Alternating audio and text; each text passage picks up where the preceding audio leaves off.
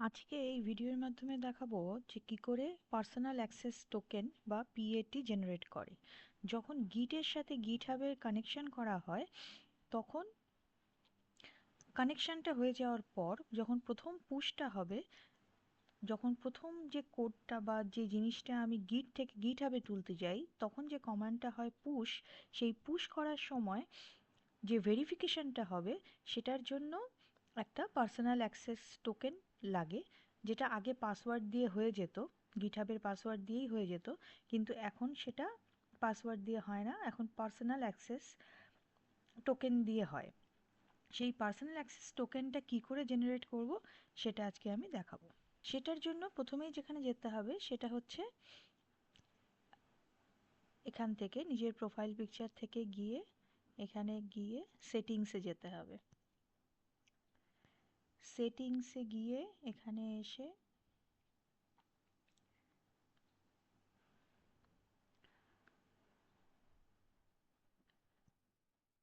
Developer setting, developer সেটিংয়ে এসে এখানে এসে personal access token, tokens classic, এখনো অবধি কিছু ক্রিয়েট করিনি, তাহলে জেনারেট নিউ টোকেন, ক্লাসিকটাই করব। এখানে একটা কিছু নোট যেটাতে মনে থাকবে আর কি।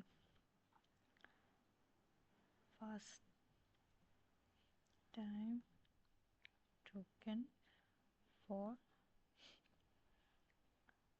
টেস্টিং।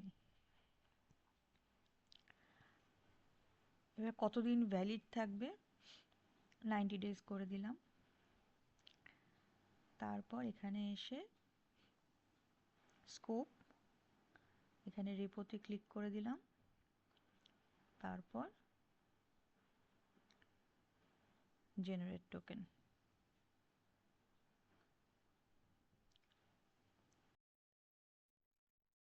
এইখানে এসে এটাকে নোট করে রেখে দিতে হবে, যেটা আমাকে পরে গিটে যখন পুশ করব গিটহাবে তোলার জন্য তখন সেটাকে আমাকে দিতে হবে। এটা কপি করে রেখে দিতে হবে, এটা কিন্তু পরে আর পাওয়া যাবে না, তাই এটাকে সেভ করে রেখে দিতে হবে। এইভাবে আমরা পিএটি বা পার্সোনাল অ্যাক্সেস টোকেনটা পেয়ে যাব। আশা করি বোঝাতে পেরেছি। যদি কোনো অসুবিধা হয় কমেন্ট সেকশনে লিখলে অবশ্যই উত্তর দেব।